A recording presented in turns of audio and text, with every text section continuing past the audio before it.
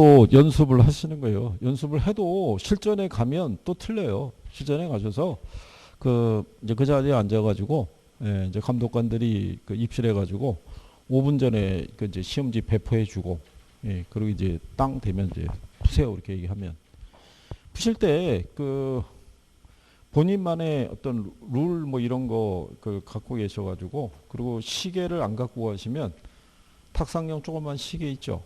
예, 그거 하나 갖고 가셔가지고 앞에다 올려놓고, 교실에 시계가 없을 수 있어요. 시계가 없으면 문제 풀다가 자기도 모르게 시간을 훅 쓰는 거예요. 예, 그럼 당황한다고요.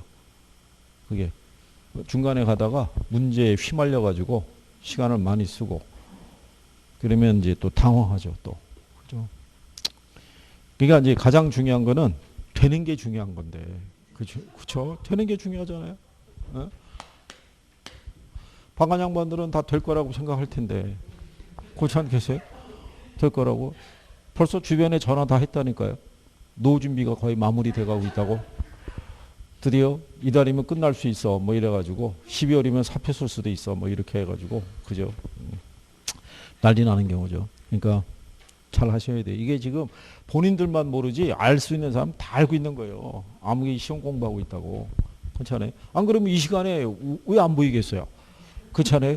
연락이 와도 연락도 잘 안 되고. 그렇잖아요. 그러니까 최선을 다해 보셔야죠. 이게 좀 일찍 공부했으면 얼마나 좋겠어요. 그죠? 시간 투자를. 예? 제가 학원마다 가서 수험생들 만나면, 그러니까 작년 11월이죠. 11월 달부터 만났으니까 겨울에 좀 열심히 하시면 내년 여름이 편해집니다. 전혀 귀 안 들어오죠. 저 인간이 무슨 소리를 하고 있어요. 내년 일을 왜 벌써부터 얘기하고 있어. 뭐 이래가지고 반응이 없어요. 그래서 대부분 그냥 신년 되면 1월달 되면 한번 해보겠다고 얘기하다가 1월이 되면 물어보죠. 열심히 한다고 그러지 않았나요? 그러면 날이 너무 추워서 꽃피는 봄이 오면 3월로 가는 거죠. 그러고 가는 거예요. 그러고 계속 넘어가는 거예요. 5월달이 되면 날이 너무 좋아서 못하겠다는 거죠. 또 넘어가는 거죠. 그죠? 그러더니 이제 점점 코로나 얘기 나오고 시작하고 뭐 이렇게 가더니, 예, 코로나 핑계 대고 그 갑자기 뭐 시험이 연기될 수 없나요? 뭐 이런 얘기하고 뭐 그러는 거죠. 연기는 무슨 연기겠어요. 그죠? 딱 걸려 있는 거죠. 뭐 정해진 대로. 그러니까 나머지 한 20여일 기간을 하루를 3일처럼 쓰세요. 하루를 쪼개가지고. 방법이 없잖아요. 뭐라도 돼야지. 안 되면 어떡할 거예요. 그거. 어? 두고두고 이거 책 잡힐 일인데. 그렇잖아요. 제가 왜 공부가 그렇게 안 되는지를 내가 지금 알았네. 뭐 이렇게 나오면 할 말이 없는 거예요. 그죠? 아이가 와가지고 오면 내가 엄마 때문에 그런 거야? 뭐 이렇게, 예? 성적이 안 나오는 게 뭐 이런 거. 그럼 이상해지잖아요. 그죠? 요즘 아마 아이들에게 공부하는 소리 하기도 미안할걸요. 본인들이 죽어라고 했어야 뭐 열심히 하라고 그럴 텐데. 걱정이라지. 자, 13번에 가면 부동산 개발에 대한 부분이 있어요. 그죠? 5번에 가시면 도시 및 주거환경 정비 법령상 건축물이 훼손되거나 일부가 멸실되어 붕괴 그 밖에 안전사고의 우려가 있는 건축물이 노불량 건축물에 해당이 돼요. 그 맞는 표현이에요. 그 다음에 1번에 가시게 되면 가로주택 정비 사업이라고 나오죠. 예. 이게 요즘 정부가 밀고 있는 거예요. 이게 소규모 개발하는 거예요. 여러분들이 아시는 왜 강남에서 재건축 사업 들어가는 것 있죠. 이게 대규모로 들어가다 보니까 투기적인 요소가 너무 강하다고 보는 거예요. 그래서 가로주택 정비 사업이라고 해서 특징이 뭐냐면 소규모로. 네. 소규모로 개발 사업을 추진하는 게 관건이고요. 근래는 그래서 이 서울시 같은 경우를 중심으로는 공공 재개발이라고 그러죠. 예, 그거를 다시 또 추진하는 경우도 있고. 예, 그래서 원래는 이제 재개발 사업을 그 지역에서 그 조합원이나 아니면 주민들이 추진하려고 그러다가 사업성이 없으면 포기하거든요. 근데 이제 그게 공공 재개발로 전환이 됐을 때, 그죠? 예, 그랬을 때 이제 그런 게 여러 가지 용어들이 많이 주어져 있는 경우죠. 뭐. 일단 틀린 거는 2번이 돼요. 거기에 보게 되면 재건축 사업이라고 그랬죠. 이 재건축 사업은요. 정비 기반 시설이 여기는 양호한 지역에 하는 거예요. 우리가 이 재개발 사업이 있죠. 얘는 정비 기반 시설이 불량한 데 있죠. 열악한 데. 불량이라 열악한 데. 그래서 우리가 이것 때 발열이라고 그랬었어요. 작년 여러분 시험에는 재개발 이거 나왔었어요. 용어로. 네. 그래서 용어 정도 알아두시면 되겠고. 그 다음에 이제 BTO는 여러 번 해봤으니까 아시죠? 예. 4번에 대한 것도 역시 맞는 표현이고요. 그래서 이게 BTO나 이런 방식이 이렇게 지문 하나로 들어올 수가 있고요. 예, 아니면 따로 나올 수도 있고 같이 묶어서 물어볼 수도 있고 그래요. 예, 그래서 그런 용어 정도가 내가 정리가 되어 있는지 한번 확인 한번 하시는 게 필요하다는 얘기죠. 이게 이 공법적인 차원에서 용어가 나와서 틀리는 건 어쩔 수가 없어요. 왜냐하면 이제 저희가 1차지만 이제 공법에 관련되어 있는 몇 가지 용어들에 대해서는 문제라든가 이렇게 해서 알려는 드렸는데 이게 2차를 공부를 한 사람이 느낄 수 있는 것도 있죠. 예, 그런 게 활용이 되면은 그거는 1차만 공부한 사람들은 어떻게 방법이 없어요. 2차를 전혀 들여다보지를 못했으니까. 이게 어렵게 느껴질 수도 있을 거예요. 그죠? 근데 뭐 그런 문제가 당락을 좌우하진 않아요. 들어봐야 한 문제니까. 그래서 그런 게 연연하지 마시고 내가 풀 수 있는 것만 집중해서 잘 푸세요. 풀 수 있는 것만.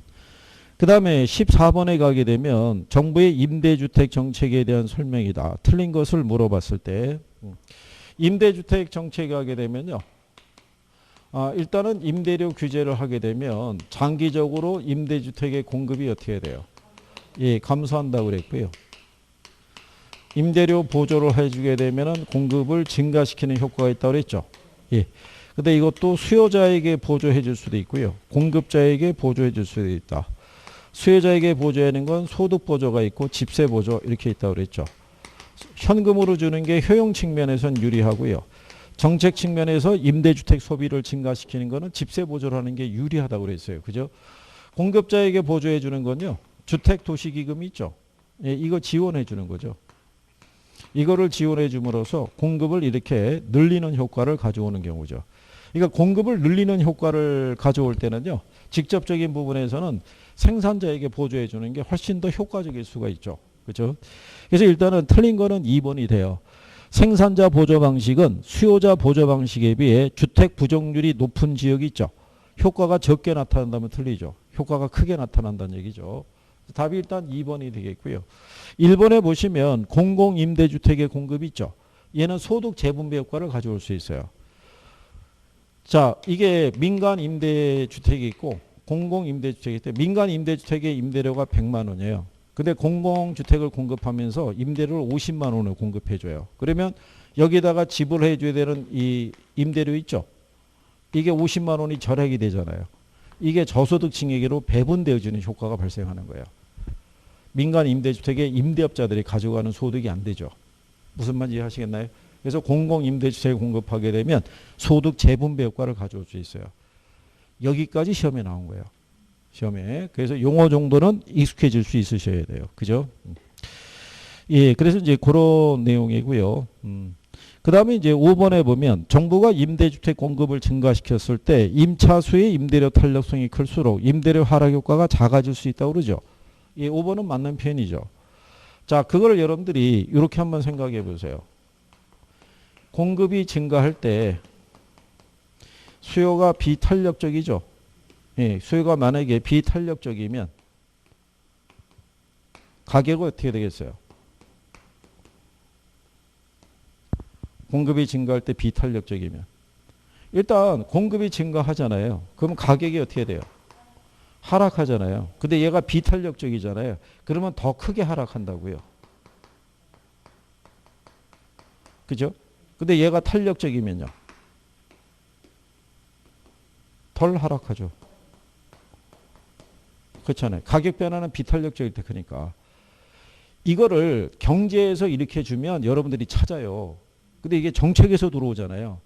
그죠? 그 실전에도 이렇게 나온 거라고요. 정부가 여기다가 포장해 준 거죠. 공급을 증가시키는데 무슨 주택으로? 임대주택의 공급을 증가시켰을 때 이 수요를 임차 수요라고 슬쩍 넣어준 거죠. 그렇죠? 어차피 수요잖아요. 그런데 임대료 탄력성이 크다는 얘기가 탄력적이잖아요. 그렇잖아요. 이렇게 포장을 해서 주는 거예요. 그래서 순간적인 뭐를 착각. 이게 무슨 말이지? 이렇게 들어오게끔. 그러니까 요건은 똑같다고요. 그렇죠? 그래서 저희가 강의할 때 이렇게 말씀드린 거죠.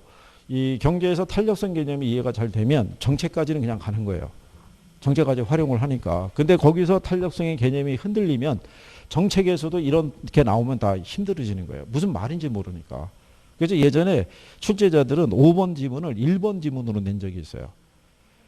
예, 1번으로 나오면 이게 뭐지? 갑자기 이렇게 생각이 되는 거예요. 임대료 규제, 임대료 뭐 이런 게 아니란 말이에요. 그죠? 예, 그러니까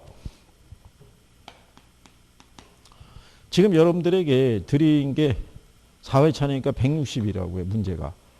이 160 문제에 대한 것도 내가 소화할 수 있으면 그죠? 6점을 넘는다는 게 무리가 아니죠. 그러니까 여기서 내가 뭘 이해가 안 되고 틀리고 있는지에 대해서 확인을 잘 해보셔야 돼요. 그죠? 그래서 이제는 남는 게 선택과 집중을 잘 하시는 것밖에는 방법이 없어요. 진짜. 자, 그 다음에 이제 15번에 가면요. 부동산 투자에 따른 위험과 수익 및 위험 관리에 대한 내용 남아있죠. 예. 실전에서는요.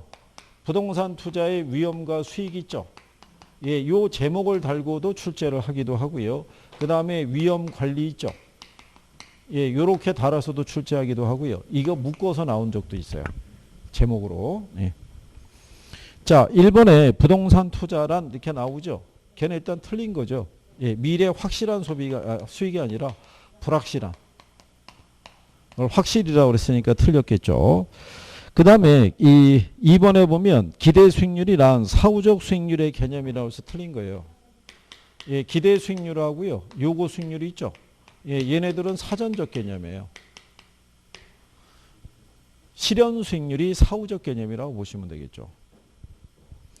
그 다음에 기대 수익률을 상향 조정하는 방법은 장래 기대되는 소득을 현재 가치로 환원할 때 위험한 투자일수록 높은 할인율을 적용한다 해서 틀린 거예요. 걔는 기대 수익률이 아니라 요구 수익률. 그렇죠?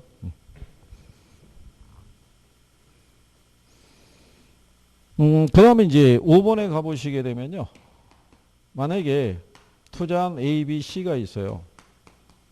기대 수익률이 있고 표준 편차가 있을 때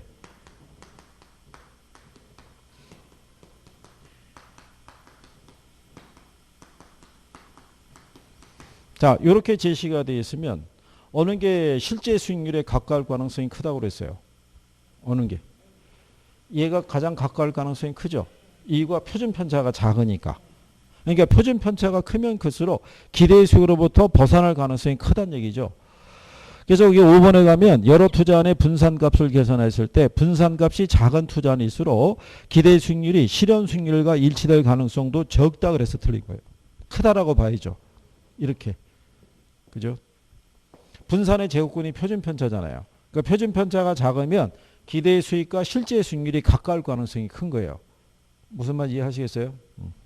그래서 답이 4번이에요. 예, 평균치에서 기대치가 벗어날 확률이 클수록 표준 편차 값이 커지는데 이는 예측한 기대치가 결과치와 차이가 나는 가능성이 높다는 걸 의미한다라고 얘기하는 경우죠. 우리가 왜 강의할 때 이렇게 해드린 거 기억하시죠? 이 그림. 그죠? 네. 좌우대칭이 같을 때 확률이 각각 50대 50씩 주어져 있을 때 A, B 두 개 투자자의 기대 수익률은 같죠. 근데 A보다는 B가 위험이 크죠. 이 기대 수익부터 벗어날 편차가 크니까. 무슨 말인지 이해하시겠나요? 기대 수익하고 가까울수록 상대적으로 편차가 적은 거예요. 이 기대 수익으로부터 벗어날 이 부분에 대해서. 이것도 그림에서 표준 편차라는 용어를 납득을 시켜주기까지도 시간이 꽤 걸린다고요. 이거를. 왜냐면 표준 편차라는 게 용어가 생소하잖아요. 우리가 그냥 일반적으로 위험 뭐 이렇게만 뭐 표현했었지 평상시 일상생활하는 사람들이 무슨 위험이라는 단어를 올릴 만한 일이 거의 없다고요. 그렇지 않겠어요? 이게 다 새로운 용어에 대한 이해가 선행이 돼야 되는 거죠. 용어가.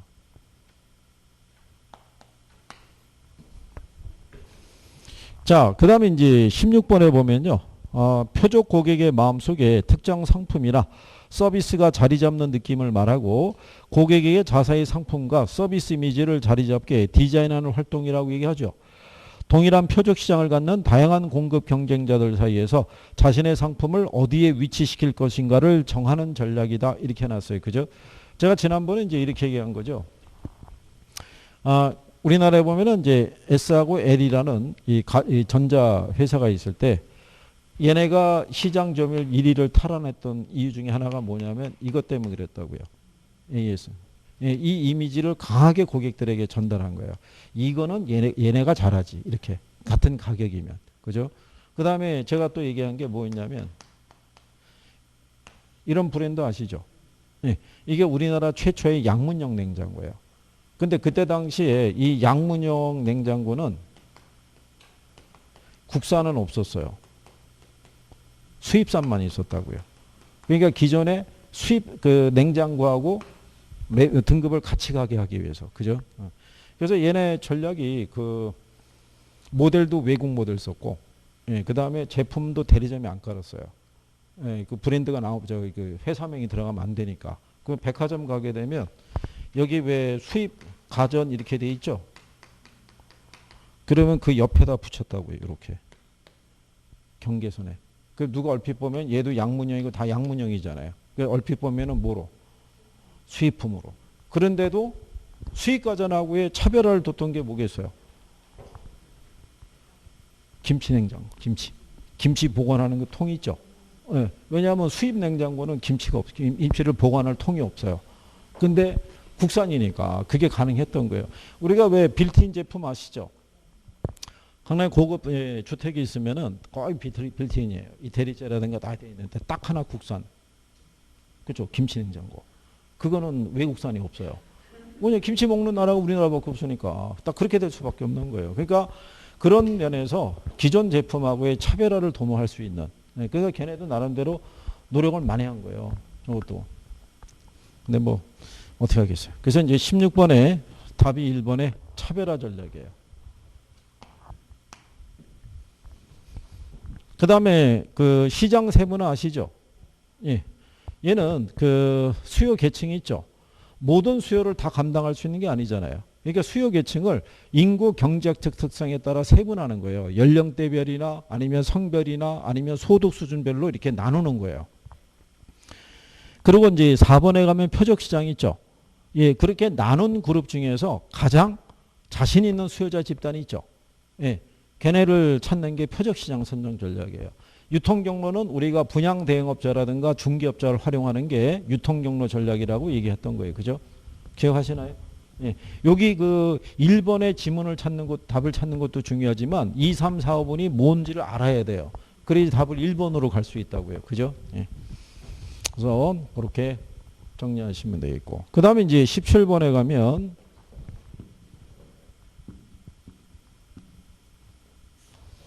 예, 부동산 투자 회사에 대한 것도요. 매년 시험에서 인용은 잘 돼요. 그죠? 예. 그래서 이제 거기 여러분들이 보시면 주식 분산이 있죠. 예, 1인당 주식 소유 한도예요. 예, 우리가 자기 관리 있죠. 그 다음에 위탁 관리 있죠. 예, 기업 구조정이 있을 때 예, 거기 주어져 있는 대로 이게 주식 분산이라는 게 1인당 주식 소유 한도예요. 그래서 100분의 50을 넘어서는 주식을 소유할 수 없어요. 근데 기업 구조정은 예외예요. 얘한테 적용되는 특례사항이라고 할 수 있어요. 그죠? 그 다음에 이 부동산 투자 회사는 차입 및 사채를 발행할 수 있다 없다? 있어요. 예. 얘네는 다 차입 및 사채를 이게 2번 나왔어요. 금융기관으로부터 자금을 차입하고 있지 않다. 그럼 틀리는 거예요. 자금을 차입할 수 있다라는 거. 그 다음에 여기 있는 이 위탁하고 기업 구조정이 있죠.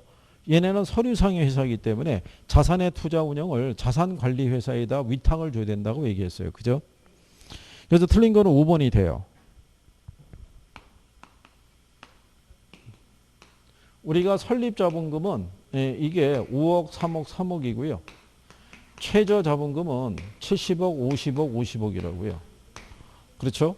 예. 근데 5번에 보면 자기관리 부동산 투자회사의 최저자본금은 5억 원 이상으로 한다면 틀리죠. 5억 원은 설립. 예.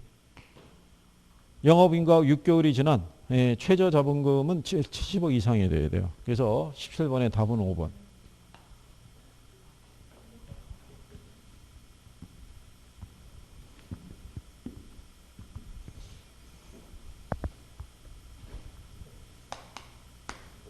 그래서 그러니까 만약에 17번 같은 경우가 틀렸다는 얘기는 실수와 착각이 있죠. 네, 그게 대부분 큰 거예요. 근데 이제 우리가 40문제 중에 실수와 착각을 3, 4개씩 해요.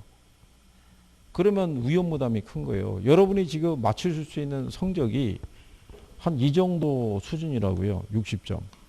그잖아요. 네, 6점대를 이게 80%의 이해도를 가지고 60점을 맞으러 들어가시는데 여기서 실수 3, 4개 하면은 난리 나는 거예요.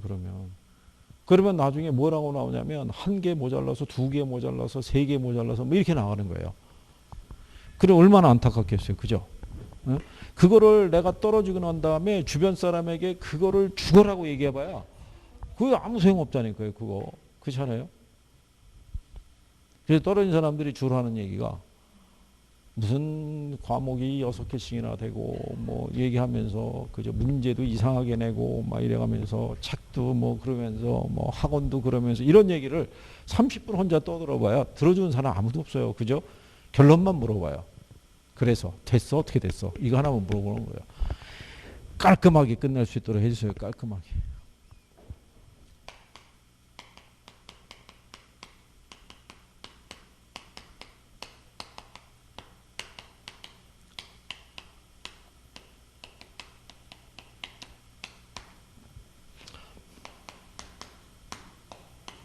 자, 대부입을 아시죠? 예, 부동산 가치에 대한 융자금의 크기를 나타내는 거예요. 그죠? 예. 그래서 대부 비율은 무슨 비율하고도 연관성이 있다고 그랬냐면 부채 비율하고요.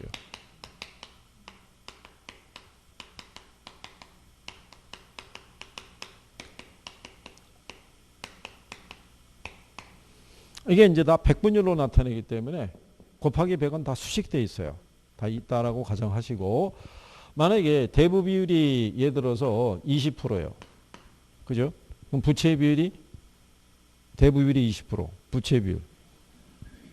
이거 푸는 요령 알려줬잖아요. 얘가 힌트예요. 얘가 20이라는 게. 빌린 게 얼마?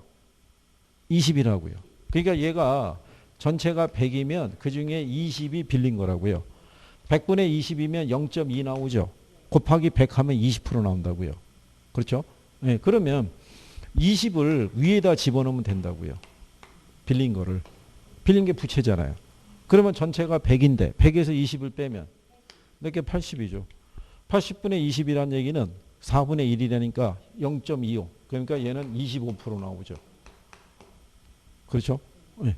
그러면 얘가 예를 들어서 50%면요. 얘가 50일 때 얘가 50이니까 1이잖아요. 곱하기 100 하면 얘가 100% 나오죠. 그렇죠? 요게 시험에 나왔다고 얘기했잖아요. 그죠? 근데 여기 이제 18번의 문제 요건은 빌딩의 현재 부동산 가치가 얼마래요? 100억이래요. 투자자는 30억 원을 지분으로 투자하고 나머지 70억 원은 금융기관으로부터 5년 만기 원금 일시상환 연 10%로 부채를 조달하기로 했다는 얘기죠. 근데 부동산의 가치는 매년 5%씩 상승할 거로 예상이 된대요. 투자한 2년 차의 대부 비율이 얼마냐고 물어봤죠. 자, 2020년 있죠. 100억일 때 융자 금액이 70억이에요. 그럼 100분의 70이니까 얘 몇 프로? 네. 그럼 2021년이면 이제 2년 차로 들어갈 거 아니에요. 그죠? 근데 매년 얼마? 5%씩. 이렇게 되겠죠. 얘는 고정이죠. 원금 만기일 시상환이니까 얘는 융자 금액에는 규모에는 변화가 없는데 부동산 가치만 상승한다고요. 그러면 대부 비율이 줄어들죠. 무슨 말인지 아시겠나요? 예.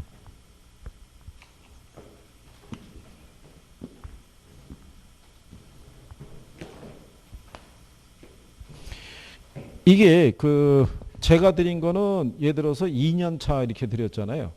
이게 이론에는 5년 차 이렇게 물어보는 거예요. 5년 차 그러면은 들어가기가 되게 어떻게 돼요? 멀어지잖아요. 그래서 한 2년 차 정도로 땡겨갖고 지금 여쭤보는 거예요. 어쨌든 만약에 구성이 이렇게 나온다 그러면 요건에 대한 이해가 돼야 된다. 그러니까 계산 문제라는 거는 얼마든지 활용이 가능하기 때문에 그죠? 예. 그래서 너무 집착을 하지 않으셔도 괜찮다라고 말씀을 드린 거예요. 자, 그 다음에 이제 뒤로 가게 되면 19번에 상업입지 이론에 대한 설명이다. 가장 틀린 거를 물어봤어요. 그죠? 예. 근데 이렇게 문장이 좀 길게 나오면요. 대부분 답은 간단하게 줘요. 그죠? 예. 일단 가장 틀린 것 하게 되면요. 여러분들이 고객을 끌어당기는 유인력이 있죠. 이거는 크기에 비례하고 어디에? 예, 거리의 제곱에 뭐예요? 그러니까 유인력은 도시의 크기가 크면 클수록 인구가 많으면 많을수록 유인력이 커지고요. 거리가 멀수록 작아지고 거리가 가까울수록 커진다는 거예요. 그러니까 2번을 보시게 되면 중력 모형에 의하면 소비자들이 상점을 이용할 확률은 상점의 유인력에 따르며 이 유인력은 상점의 규모가 커질수록 거리가 멀어질수록 커진다 그래서 틀린 거예요. 거리가 가까울수록. 그래서 일단 답은 몇 번이 된다? 예, 2번이 일단 틀린 게 되겠죠. 그리고 3번 지문이 있죠. 레일리의 소매인력 법칙에 따르면 두 개 도시의 상거래 흡입력은 인구에 비례하고 거리의 제곱에 반비례한다는 것 있죠. 얘가 여러분 시험에 한 4번 이 정도 나왔어요. 그중에 답으로도 한 2번 인용을 했어요. 가장 대표적인 표현 중에 하나예요. 왜냐하면 이 중력 모형 이론은 레일리의 소매인력 법칙으로부터 출발을 했단 말이죠. 예, 그러니까 그걸 기초로. 그 다음에 자파자하고 세탁소는 산책선 점포죠. 그 다음에 허프 모형에 대해서 나와 있죠.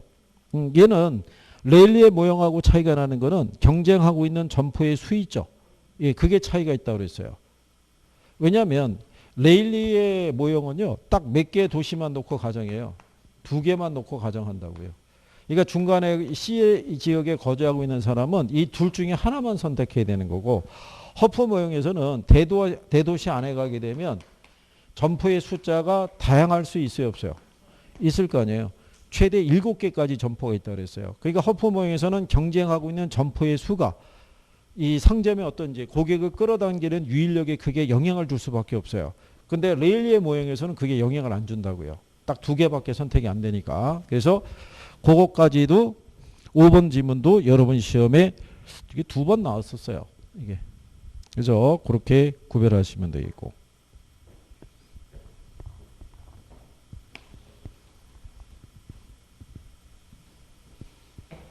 자, 그 다음에 이제 20번에 가시게 되면요. 이 경기 및 거미집 이론에 관한 설명이다. 틀린 것을 물어봤을 때, 일단 이제 거기 보시면은 5번에 거미집 이론에서 가격에 대한 수요의 탄력성이 공급의 탄력성보다 큰 경우 있죠. 우리가 이렇게 얘기했죠. 수탄수라고. 수요가 탄력적일 때 수렴형이다. 이렇게 얘기한 거죠. 공급이 탄력적이면 발산형이다라고 말씀을 드린 거죠. 그 다음에 상향시장이 들어가죠. 직전 거래 사례 가격 있죠. 이거는 하한선이 된다고 그랬어요. 기억하시죠? 그래서 상이 들어오면 뒤에 들어오는 건 하가 돼야 된다라고 말씀을 드린 거고. 그 다음에 거미집 이론에서 미래의 공급 결정은 현재의 가격에만 의존한다는 얘기죠. 그래서 공급자들은 미래에 대한 합리적인 예측은 하지 못한다는 가정이에요. 그죠? 예. 자, 그 다음에 회복시장에서 중개업자는 매수자 중시에서 매도자 중시로 바뀌죠. 예. 답은 일단 1번이죠. 거기 보면은 하향시장이란 상향시장이 절정에 들어 가격 상승이 중단 반전해서 경기가 후퇴하는 시장이니까 그냥 후퇴시장이죠. 1번은 무슨 시장이다? 예, 후퇴시장. 그러니까 여기가 그 상향시장이라고 그러면요. 여기가 후퇴라고 보시면 되겠죠. 상승하다가 경기가 반전해서 이제 후퇴 국면으로 들어갈 수 있다는 얘기죠. 근데 1번을 틀린 지문으로 드렸는데 개인적으로는 표현은 조금 마음에 들진 않아요. 조금 더 세밀하게 해드렸으면 더 좋았을 걸. 근데 어쨌든 20번의 답은 이제 1번. 저희가 이제 문제를 이렇게 예측을 하고 이런 내용까지는 알고 계셔야 된다는 취지에서 문제를 드려도 이때는 이게 최선이라고 생각을 하는데 또 시간이 지나게 되면 또 여기서 이렇게 표현을 쓰는 게 조금 더 낫지 않았겠는가 뭐 이런 거를 하면서 그러니까 저희가 계속 또 수정 보완을 하는데 올해는 또 여러분이 지금 배우신 내용 안에서 많은 내용을 여러분들이 접해서 거기서 굉장히 점수를 맞을 수 있는 게 제일 다행스러운 거죠. 저희가 제일 바라는 일이기도 하고 그죠. 그래서 제발 이 바닥을 떠나기를 그죠. 네. 좀 코로나가 떠날 때까지 나도 안 떠날 거야. 그러면 한두 끝도 없어요. 그죠? 네, 그러니까. 자, 그 다음에 21번에 가면 이 수요와 공급의 가격 탄력성에 대한 설명이다. 옳은 것은 이렇게 물어봤어요. 그죠? 예.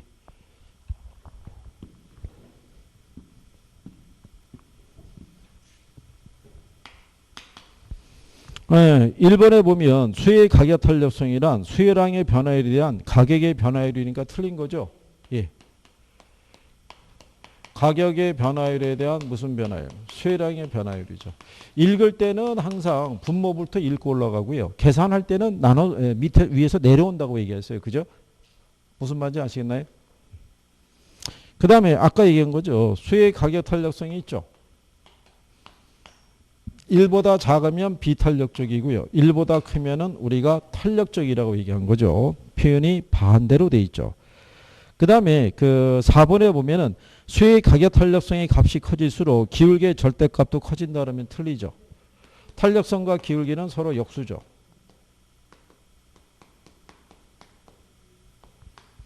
그 다음에 거기 보시면은 대체적 사용의 가능성을 제한하고요. 용도 변경을 제한하는 법규가 많죠. 그러면 공급은 비탄력적이 되죠. 아까 규제가 강하면 강할수록 비탄력적이 되더라 이렇게 말씀드린 거고요. 답은 3번이에요. 자, 근데 거기서 조건을 보시게 되면은 자, 그 수량과 공급량은 무슨 축이라고 그래요? X축. 가격이 무슨 축? Y축. 그럴 때 3번에 보시면 가격이 어떤 일정한 수준에서 수혜량이 무한대로 있으면 수요 곡선은 X축과 평행한다고 그러죠. 이렇게 되겠죠. 그러니까 완전 탄력적이라고 할 수 있죠. 얘하고 평행하니까. 그렇죠? 이게 원래 그 수학에서는 여기 Y 여기를 X로 놓고요. 경제학에서는 여기를 X 여기를 Y로 놨다고요. 그래서 탄력성과 기울기 값이 역수로 표현하게 해놨는데 여러분 근래 시험에 보면은 그냥 Y축, X축으로 쓰더라고요. 출제자가. 예, 그래서 그 표현대로 구성을 해본 거예요. 그죠? 예. 그러니까 문제 요건을 잘 보셔야 돼요.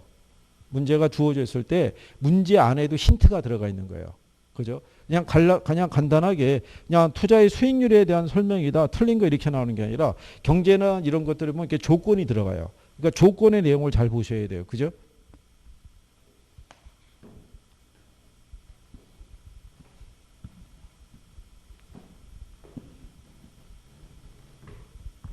이것도 완전 탄력적일 때 이게 픽스되어 있는 건 아니에요. 그래서 임의라고 얘기를 하는 거예요. 이 자체가. 그죠? 그래서 이제 임의의 요 가격이라는 게 있고 가격에 대한 부분은 이렇게 바뀜에 따라서 수혜량이 무한대로 늘어날 수도 있고 아니면 존재하지 않을 수도 있다는 걸 표현하는 게 완전 탄력적인 거예요. 무슨 말인지 아시겠죠? 그러니까 임의의 가격에서만 이 가격 수준에서의 표시가 이렇게 나와 있다는 얘기고 얘가 얘보다 이렇게 클 수도 있고요. 얘보다 작을 수도 있어요, 없어요? 작을 수도 있는 거죠. 거기에 따라 선의 위치가 틀려질 수도 있다. 뭐 이런 얘기죠. 자, 그 다음에 22번에 가게 되면 주택시장에 관한 설명 중에서 옳지 않은 거를 물어봤죠. 일단 이제 여러분들이 보면 주택 저당시장이 있죠. 예, 저당시장은 1차 시장이 있죠. 1차 시장은 주택 담보 대출이 일어나는 시장. 2차는 주택 자금을 공급해주는 시장. 그렇죠? 예, 그러니까 이거는 기본적으로 알아두셔야 돼요.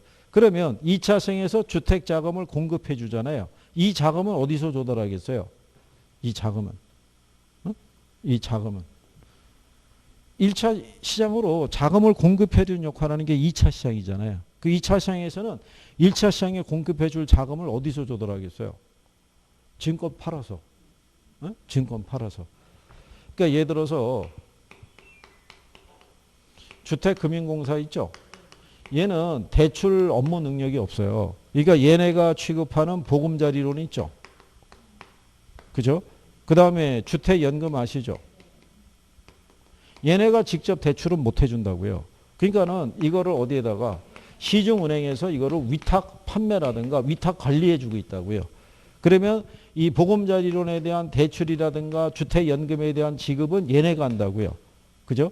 그 얘네는 이 돈을 어디서 해주겠냐 이거예요. 얘네가 줘야 된다고요. 얘네가. 그 얘네는 그 돈을 여기 있는 투자자 있죠? 예, 투자자에게 이런 증권을 만들어서 이거 발행해서 조달한 자금을 공급해 준 역할을 한다고요. 무슨 말인지 아시겠죠? 그래서 그렇게 예, 구별하시면 되겠고. 그 다음에 그 22번에 2번에 보면 일정 시점에 시장에 존재하는 주택의 양과 사람들이 보유하고 있는 주택의 양은 다를 수 있어요, 없어요? 다를 수 있죠. 그죠? 예. 만약에 현재 1,500만 채의 주택이 존재하고요. 이 중 100만 채가 공가라는 거죠. 그러면 주택 저량의 공급량이 있죠. 예, 공급량은 얼마? 예? 주택 저량의 공급량이니까 1,500만 채겠죠. 얘가 존재하니까.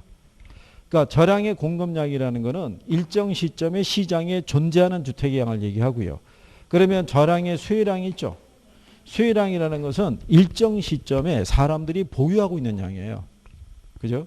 그러니까는 여기서 100만 채가 공가니까 저량의 공급량은 1,500만 채가 되는데 얘는 1,400만 채가 되죠. 그러니까 일정 시점에 시장에 존재하는 양과 사람들이 보유하고 있는 양은 다를 수 있다는 얘기예요. 무슨 말인지 아시겠죠? 네. 답이 3번이에요. 거기 보시면 이 주택 저량의 수요량이란 일정 기간 동안에 사람들이 보유하고자 하는 주택의 양이라고 해놨잖아요. 예, 그거는 주택 유량의 수요량이에요. 저량의 수요량이 아니라. 그리고 저량이 들어오려고 그러면 일정 시점이 명시돼야 되잖아요. 기간이라고 그랬으니까 틀렸을 거 아니에요. 그죠? 그리고 이제 4번에 가면 주택시장의 도시재생이라고 해놨죠. 예, 낙후된 구도심 지역이 활성화돼서 중산층 이상의 계층이 유입됨으로써 기존의 저소득층 원주민을 대체하는 현상을 뭐라고 그러냐면 도시재생 또는 젠트리피케이션이라고도 얘기를 해요. 근데 요즘은 이제 도심 지역에 재개발이라든가 도시 재생 사업 뭐 이런 것들이 추진되는 쪽에 그 아까 말씀드린 대로 주민들이 공공 재개발 뭐 이런 거를 아마 요구하는 뭐 그런 건가 봐요. 그래서 이게 도시 재생을 하게 되면 주로 문화 시설이나 뭐 이런 거를 바꿔주나 봐요. 근데 주거에 대한 부분이 해소가 안 되면 지역 주민들의 입장에서는 아무래도 조금 불편함을 느낄 수가 있겠죠. 그래서 뭐 그런 것들을 요구한다라고도 얘기를 해요. 이게 도시 재생에 대한 거는 지난번에 설명해 드렸지만 왜 주택도시기금 아시죠? 이 주택도시기금이 계정이 두 개예요. 이게 주택계정이 있고 이게 도시계정이 있다고요.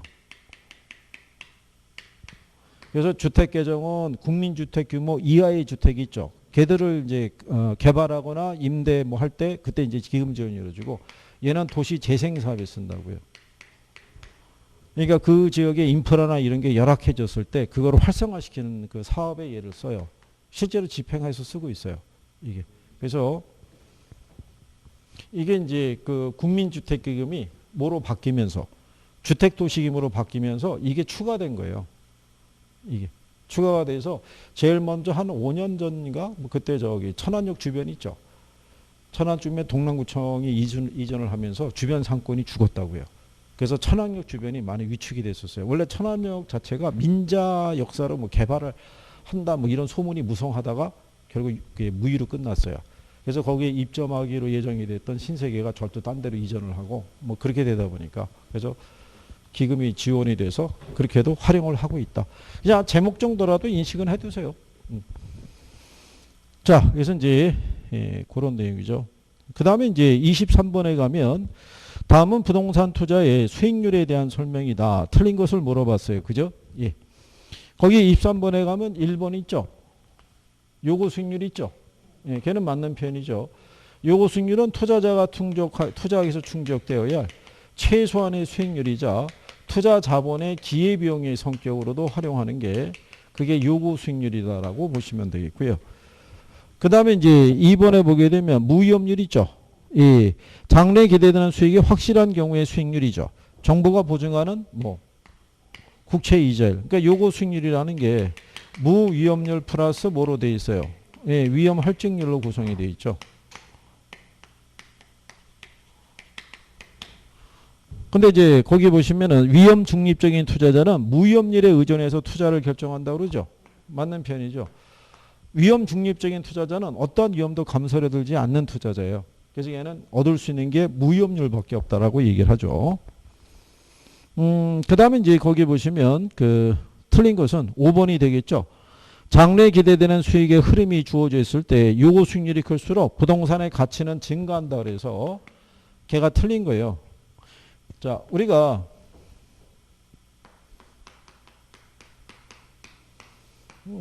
투자 가치를 측정할 때요. 투자로부터 예상되는 수익이 있죠. 이걸 투자자의 뭐로? 요구 수익률로. 예상 수익은 영구적으로 동일하다고 가정했을 때요. 예상 수익이 1,000만 원이고요. 할인율 10%. 예상 수익이 1,000만 원이고요. 할인율이 20%.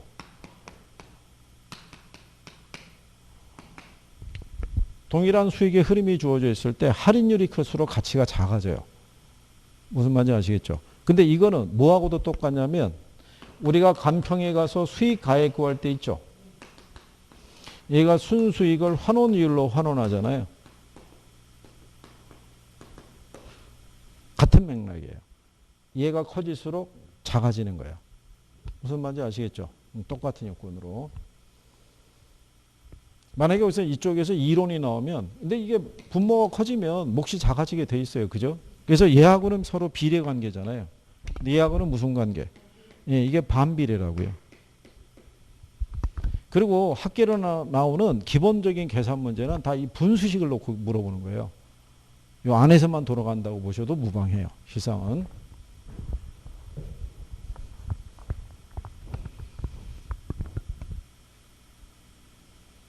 그래서 이제 23번에는 답이 5번 이렇게 되겠고요.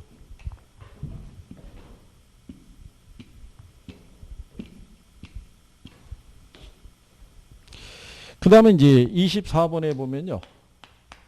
고정금리하고 변동금리 대출에 관한 설명으로 옳은 거를 물어봤을 때 1번에 예상치 못한 인플레가 발생하죠. 예. 근데 이제 문제 조건이 고정금리잖아요. 그럼 틀리죠. 예, 예상치 못한 인플레가 발생하면요. 대출 기관에게는 어떻게 돼요? 불리하죠. 차입자에게는 어떻게 돼요? 유리하죠. 돈의 가치가 떨어지니까. 그 다음에 일반적으로 대출률 기준 시 초기 이자율은 변동금리 대출이 고정금리 대출보다 높다 그러니까 틀리죠. 초기 이자율은 항상 대출 조건이 같으면 어느 게 높아요? 고정 이자율이 변동 이자율보다 높죠. 예. 그 다음에 시장 이자율 하락 시 고정금리 대출을 실행한 대출기관은 차입자의 조기 상환으로 인한 위험이 커진다고 해놨죠. 예, 그러면 맞다 틀리다. 맞는 내용이죠. 그래서 여기 답은 3번이죠. 조기 상환은요. 약정 이자율이 있고 무슨 이자율이 있을 때? 시장 이자율이 있을 때. 시장 이자율이 낮아지면은 무슨 상환? 조기 상환이 발생하죠. 그죠? 그리고 이제 거기 보시면은 변동금리 대출은 시장 상황에 따라 이자를 변동시킬 수 있죠. 따라서 기준금리 외에 가산금리는 별도로 고려하지 않는다. 그러니까 틀린 거죠. 변동금리 하에서의 이자율은 기준금리 플러스 뭐로? 가산금리로 이루어져 있죠. 그죠? 그래서 일정한 기간마다 뭐를 바뀌게 되는 거예요. 뭐가? 어? 기준하고 가산 중에 뭐가 바뀌게 되는 거예요. 어? 이게 바뀌게 되는 거죠. 얘가 바뀌면서 얘가 바뀌게 되는 거예요. 얘는 대출을 실행하는 시점에서 정해지면 그냥 만기 때까지 가는 경우라고요. 그죠? 예. 그래서 얘네들 입장에서는 요 기준금리를 얘를 조정한다고 그랬죠. 그래서 얘네는 이 조정 주기가 중요한 거예요. 그렇잖아요. 일정한 기간마다 조정을 해야 되는데 그 기간 안에서는 위험을 대출자가 떠안아야 되니까 주기를 짧게 가져가게 되면 이자율 변동에 따른 리스크를 차입자에게 전가시킬 수가 있죠. 그래서 답은 3번. 자, 24번까지가 딱 60점에 해당하는 부분이죠. 깔끔하게 담아지면 뭐 뒤에서부터는 그냥 넘어가도 되는데 표정은 뭐 그러신 것 같지는 않고 그래도